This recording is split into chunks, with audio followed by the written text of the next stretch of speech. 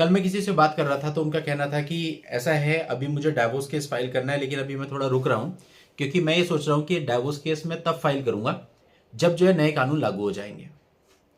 अब जब इसका रीजन हमने उनसे पूछा तो उन्होंने कहा नए कानून में बहुत कुछ बदल जाएगा, तो मेरे डाइवोर्स केस में बहुत सारी चीजें बदल जाएंगी, नए ग्राउंड्स मिल जाएंगे एक्सेट्रा, ये सब उनका कहना था।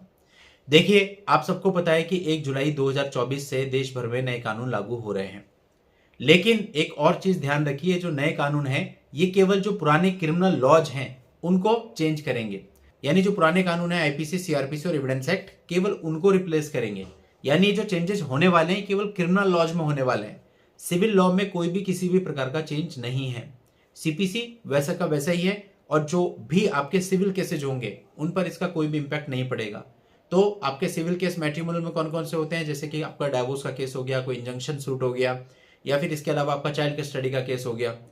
तो ये सारे जो केसेज होते हैं जिनका नेचर सिविल है, जो सिविल केस हैं, इन पर वो नए कानून को इंपैक्ट नहीं करेंगे। नए कानून कहां इंपैक्ट करेंगे, जो प्रोसीडिंग आपकी क्रिमिनल है, जो सीआरपीसी के अकॉर्डिंग चलती हैं, जैसे आपका 498 का केस हो गया, जैसे कि आपका डीबी का केस हो गया, जैसे कि आपका 125 सीआरपीसी का केस हो गया, या और कोई क्रिमिनल केस जो आपके ऊपर कराया गया है, 406 का हो गया, डिफेमेशन का क्रिमिनल केस हो गया, इन सब चीजों को वो नए कानून इंपैक्ट करेंगे।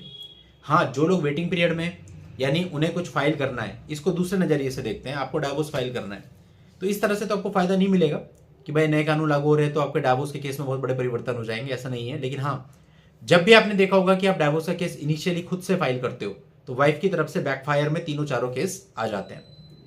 तो अगर आप अभी डाइवोर्स केस फाइल करते हो, अभी नोटिस सर्व करा देते हो, तो डेफिनेटली जून में ही आपके ऊपर केस आने वाले हैं।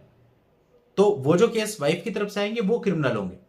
तो उस पॉइंट ऑफ व्यू से आपको थोड़ा रुक जाना चाहिए, क्योंकि अगर आप मान लेते हैं डाइवोर्स जुलाई में फाइल करते हैं और उसके बाद वाइफ बैकफायर में कुछ केसेज करती है, तो वो सारे के सारे केसेज नए कानून के अंतर्गत होंगे। तो नए कानून में अगर कुछ बेनिफिट मिलना होगा तो आपको उन केसेज में मिल जाएगा, क्योंकि पुलिस इन्वेस्टिगेशन में काफी बदलाव किए गए हैं और काफी हद तक मेरे को लगता है ट्रांसपेरेंसी भी मेंटेन होगी। तो जो चीज अभी चल रही है उनमें सुधार होगा। सेकेंडली, उन केसेज में टाइम लिमिट तय होगी कि वो 3 साल में खत्म हो जाएंगे। आज का 498 10 साल तक चल रहा है, मे भी अगर वो चीज इंप्लीमेंट होती है, आपका 498 है, आपका डीवी का केस, आपका 125, ये सारे जल्दी खत्म होंगे, तो आपको लाभ तो मिलेगा। और जो झूठा केस दर्ज करा रही है अभी स्टार्टिंग में, देखो पुलिस भी मुझे लगता है बहुत अलर्ट रहेगी।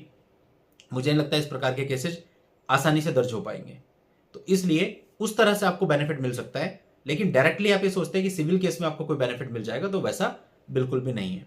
तो चीजों को हमें ठीक से समझना चाहिए ताकि हम कोई गलती ना करें। और अभी भी आज 2024 में बैठ के भी कई सारे लोग ये पूछते हैं, सर मैं सेक्शन 9 फाइल कर दूं, और जब उन्हें बताया जाता है कि आप सेक्शन 9 फाइल मत करो तो कहते हैं कि सर उससे तो मुझे फायदा मिलेगा, उससे तो मेरा मेंटेनेंस बच जाएगा, बहुत कुछ। तो ये तो सबको ही पता है आज के समय पे कितना फायदा सेक्शन 9 से मिलता है। तो कहने का मतलब, इस तरह की जो इलॉजिकल चीजें हैं, इलॉजिकल इसलिए क्योंकि आउटडेटेड आप कह सकते हैं, इनको कोर्ट आज के समय कहीं कंसिडर नहीं करता।